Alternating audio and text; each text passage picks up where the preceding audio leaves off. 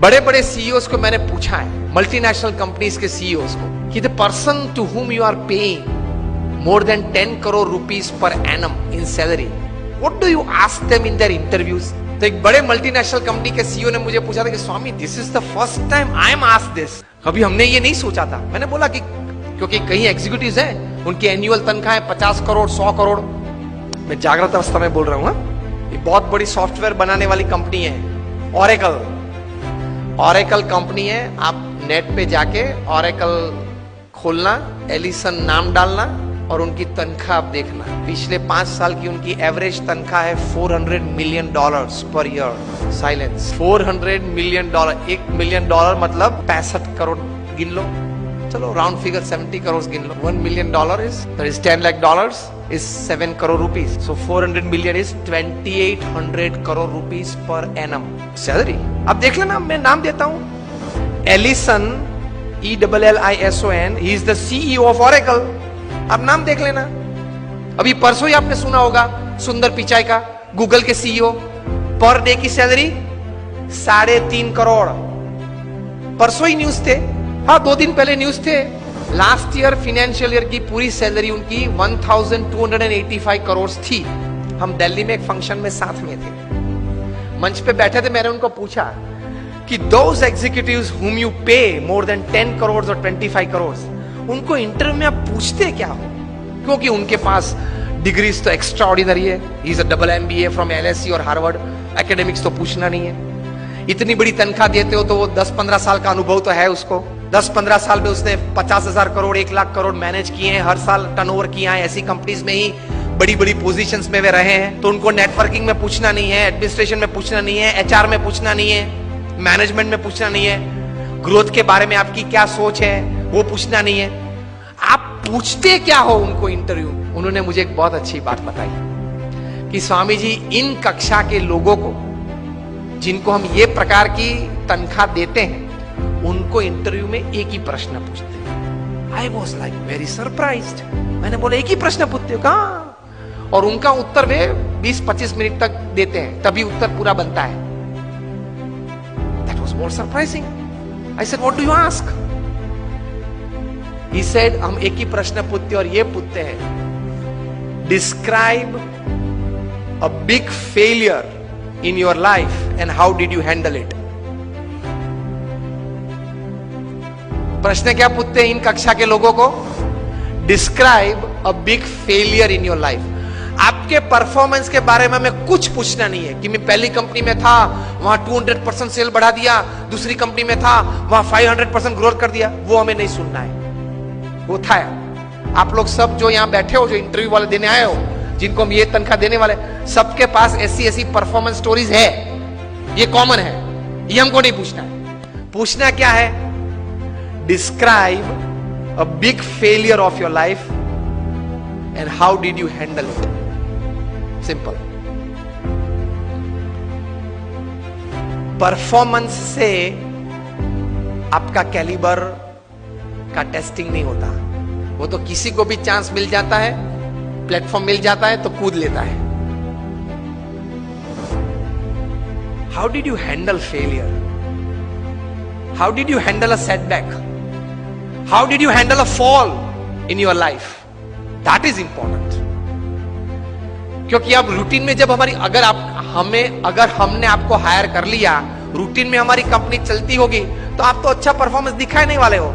लेकिन कंपनी में अगर बड़ी आफत आ गई तो आप क्या करोगे वो बताओ। बाकी तो आपकी जगह और कोई भी ये कंपनी चला लेगा। Isn't it a very important question? उसमें वो मल्टीनेशनल कंपनी के CEO ने मुझे बताया कि स्वामी, इसके उत्तर में उसको 20-25 मिनट हम देते हैं और उसमें भी हम ये जांच करते हैं कि किस प्रकार के विचार और प्रैक्टिसेस उसने अप्लाई किए, वो साइड में रखते हैं। किस प्रकार के एटीट्यूड्स उसने उस वक्त रखे, उस पे हम गौर रखते हैं। What we see in his answer is not what he thought during failure, not practicals what he applied to come out of that failure. What we see is what type of attitude he kept when he was a failure, when he met failure in his life. तो महान लोग ये परिस्थिति में इस प्रकार के attitude रखते हैं। तो इसमें ये बात आती है गम खाने की। ये बहुत बड़ा विचार जो प्रमुख स्वामी महाराज ने दिए, उसमें कई प्रकार के ऐसे अर्थ आ जाते हैं। That is the greatness of life. How do you handle failures?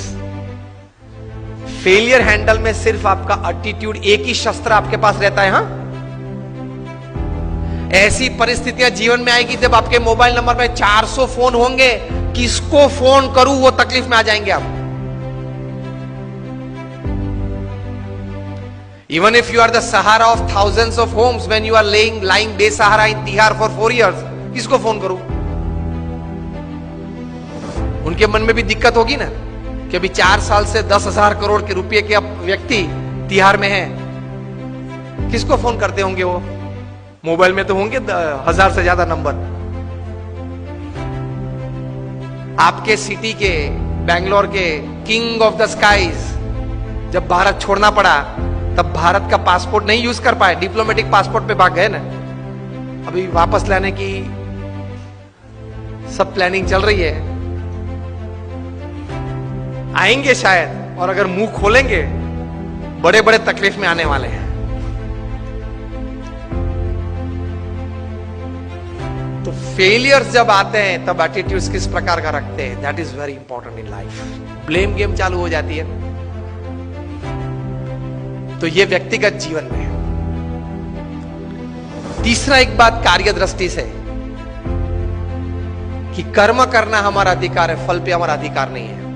If there are 100 things which are in your control that you can effect the end result, there are 1000 factors which are not in your control which can negatively effect the end result. Yes और no? आपने बड़ा अच्छा धंधा चालू कर दिया लेकिन government की पॉलिसी बदल गई तो? आपने स्टैंड का धंधा चालू कर दिया और गवर्नमेंट ने कैप रख दी, क्या करेंगे? रख दी है, और कहीं कैप्स आने वाली है। मतलब there are thousands of factors which are not in your control which can actually affect the end result। इसलिए श्रीमद् भगवत गीता में भगवान श्री कृष्ण ने लिखा है कि you do your job in the best knowledge and the best practices that you have, and result Lord Krishna says I will decide. आपके पूर्व के जो कर्म हैं, आपने जिस भावना से वो कर्म किया है, जिस स्वार्थ से वो कर्म किया है, जिस एक दोनों को धक्का मार के आगे निकल गए हो, वो सब भी गिनती में तो लेना पड़ेगा ना। वो सब वो हिसाब से फाइनल रिजल्ट आता है। अगर ये बात को समझ ले तो आप कभी डिप्रेशन में नहीं आओगे, कभी स्लीपिंग पिल की आपको जरूरत नहीं पड़ेगी।